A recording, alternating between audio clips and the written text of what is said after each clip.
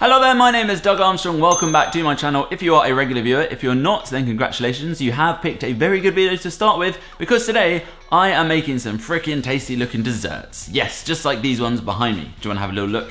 Have a little close up. Oh yes, don't they look good? Well, I don't want to give too much away quite yet because I fear your taste buds may explode. But yes, if you didn't know, I have the biggest sweet tooth on YouTube, but I haven't actually done much baking this year. I know it's terrible, right? But fortunately, Maltesers have been in touch with me and they've asked me to do some baking for Red Nose Day. Now, if you didn't know, Red Nose Day is a day where people across the UK support and raise money for the charity Comic Relief. Usually by wearing a red nose like this and basically just doing some fun stuff and having some fun to raise money for a great cause. And it is a great cause because Comic Relief makes a massive difference helping people living the toughest lives across the UK and Africa. So today is all about baking and having some fun in the kitchen, and here is the brilliant part. If you want to bake a cake at home using Maltesers, just like the ones that I'm going to be showing you today, then if you upload your creation to any social media website, then Maltesers will donate £5 on your behalf to Comic Relief. How cool is that? It can be any cake, it can be any shape. All you have to do is upload it and tag the post with hashtag bakeamillion.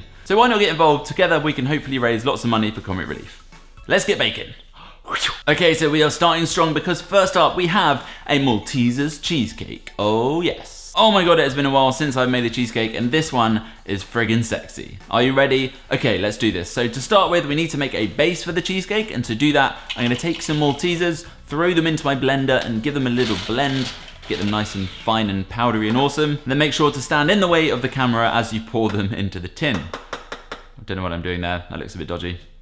Then we want to take some malted milk biscuits, and I'm using these because they have that malty flavor that's similar to the Maltesers, and then put them into the blender and then crush them into a fine breadcrumby consistency as well. Of course, you could just do those together at the same time, but my thingy wasn't big enough.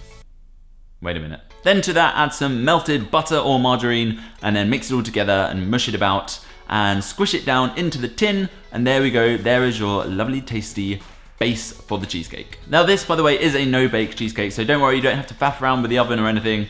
Once it's set, it's ready to eat, so it's all good. So now we can make the cheesecake filling. So to do that, we want to throw some cream cheese into a mixer and give it a good beating for a good few minutes until it's nice and smooth and creamy.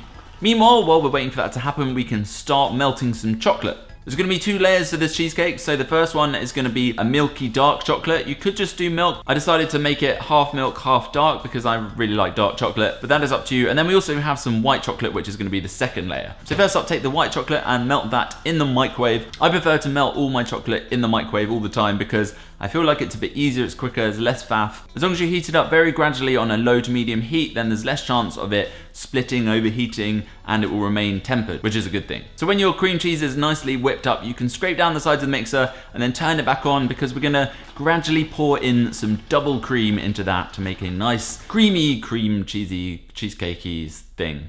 Yeah. Once that has thickened up a little bit, which will take a minute or two, and it is good to go, we can take out half the mixture and leave that aside because that half we're going to use with the dark milk chocolate. This half we are going to use with the white chocolate. So turn your mixer back on and gradually pour in that melted white chocolate.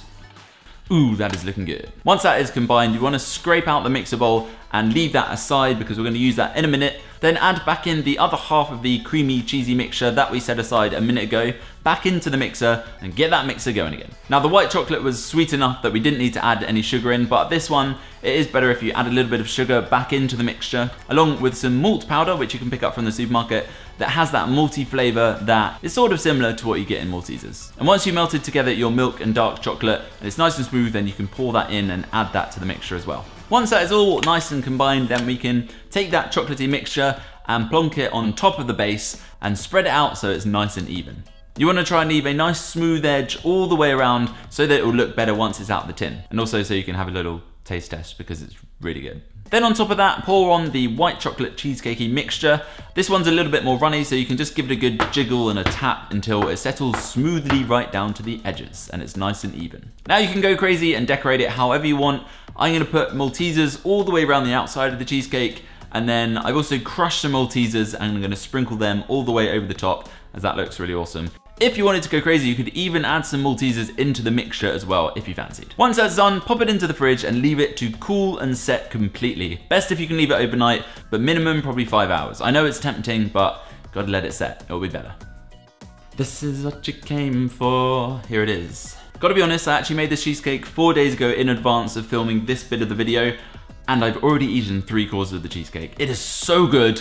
Oh my god, one of the best cheesecakes I've made. Really tasty and just looks amazing. And it's really not that hard to make. But how does it compare to the next dessert, the Malteser Brownie? This Malteser Brownie recipe is based on my best ever brownie recipe that I've made many times. They are so awesome, but these have an extra secret addition or two that I bet you can't guess what they are, that make them even better.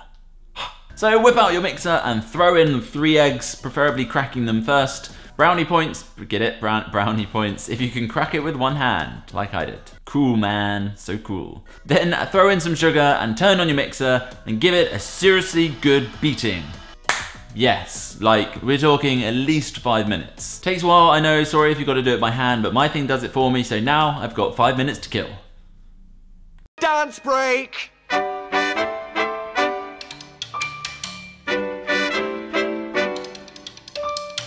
You'll know when it is done when the mixture has doubled in volume and is looking creamy and pale in colour. Next up, we want to melt some dark chocolate and butter together in the microwave until completely smooth and melted, obviously, and then add it into the creamy, eggy, sugary mixture.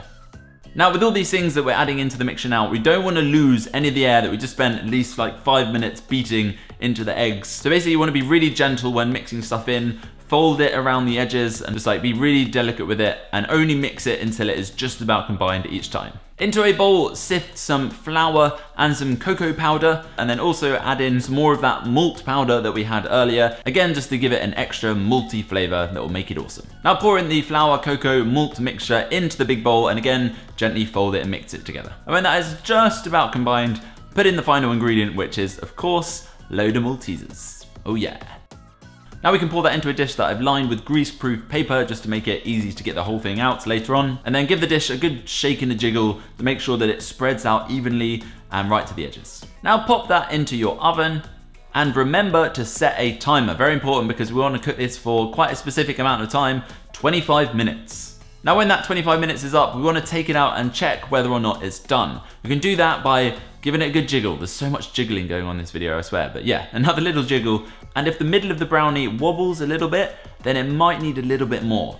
You don't really want it to wobble. Mine was wobbling the slightest bit, so I literally put it back in the oven for about 2 minutes. That was all that it needed to set that wobble. But make sure you don't overcook it because they will lose their awesome fudginess. Let it cool completely and even put them into the fridge so that they can set and be nice and cool.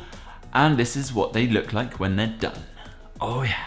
So good. This recipe produces the most moist, rich, dense, fudgy brownies ever. They are incredible. Very easy just to grab some and snack at any time of the day. Or if you want to have it as a proper dessert, I actually quite like to pop a slice back into the microwave, warm it up a little bit, and then throw on a scoop of ice cream or maybe some cream or something like that. And they just become absolute next level. So good. But they're really good cold as well. So whatever you fancy. And the added crunch from the Maltesers just makes this so good. Okay, so we have had breakfast, we have had lunch. Now it is time for afternoon tea, where we're going to serve up some delectable Malteser chocolate slices. Now these are awesome because they're pretty simple and quick to make, and there's not really much baking involved. It's just a load of awesome ingredients in one. What can go wrong? Into a bowl, we want to add in some milk chocolate, some dark chocolate, some butter or margarine, and a few tablespoons of golden syrup. Now we can melt all those things together in the microwave, super quick and easy, but again melt it very gently and slowly on a low heat because that way the chocolate will stay tempered, which basically means it will look better when it's done. Once you've managed to gradually melt that all together, then we can move on to the next step, which is to take some malted milk biscuits and crush them. Yes, crush, crush, crush. Not completely like down to breadcrumb consistency, but you want them to be fairly fine. There can be some chunks in there though, but maybe not much bigger than like a centimeter. So keep crushing until they're smaller than that. Pour them into your melted chocolate mixture, and then on top of that, pour in some Maltesers, of course. Of course, it wouldn't be a Malteser chocolate slice if we didn't have Maltesers in there, would it? I've got some whole ones, and I also left some in the bottom of the packet, and then crushed them a bit with my hands, and then poured them in, and then there wasn't enough, so I added some more in after that. Yum, yum, yum, yum, yum. So then mix all of that together, nice and simple, and we're pretty much almost there. We then want to pour that into a dish that is lined with greaseproof paper, spreading it all the way to the edges, Now we're gonna make a topping that is pretty similar to what we just made, but without all the bits in it. So basically you get together some more chocolate, butter, golden syrup, melt it again gently in the microwave and mix it about until it is nice and smooth and melted. And then gently pour that over the other mixture in the dish. And then again, make sure you spread it all the way to the sides, nice and even, so that it's all flat. Then I took some more crushed Maltesers and spread them over the top, of course, because they look awesome and they really finish off this dessert and make it look super tasty. How easy was that, right? Now just pop it into the fridge and leave it for a good few hours so that it sets and then it will be ready to eat. And this is what you get. I mean, what's not to love? Chocolate, good. Biscuits, good. Maltesers, real good. These are seriously tasty though, especially considering they take very little time to make. So a great one if you're running out of time and need to make a dessert fast, and they're seriously tasty. But wait, stop. I know what some of you are thinking. I can read your mind through this screen. Some of you are sitting there and you're like, Doug, I'm watching YouTube videos and I'm really comfy right now. I can't be bothered to spend hours in the kitchen making those gloriously tasty looking desserts, even though you are the most handsome, best baker on YouTube. Well, if that is you and that is what you're thinking, then I have saved one more recipe just for you. It's gonna take just a few minutes. So this is a recipe for a chocolate Malteser microwave mug cake. And I'm gonna try and show it to you in the quickest time possible. I've not prepared this, I'm just gonna make it on a whim. All the stuff is in the cupboard behind me, but I'm even gonna time it and show you legit exactly how long it takes me to make it from start to stop. Are you ready? Let's do this in the quickest time possible. This could get messy.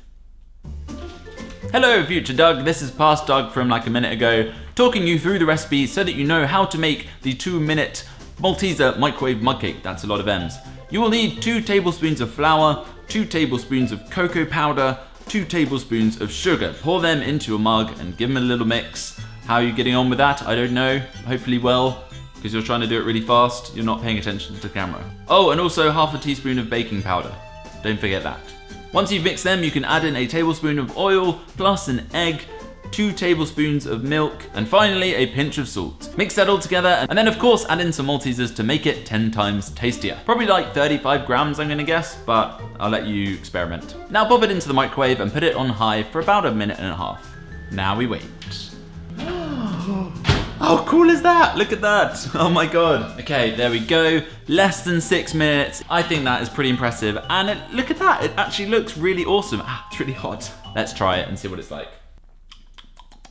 That is actually really good. I've really surprised myself because I made that so quickly. That is tasty.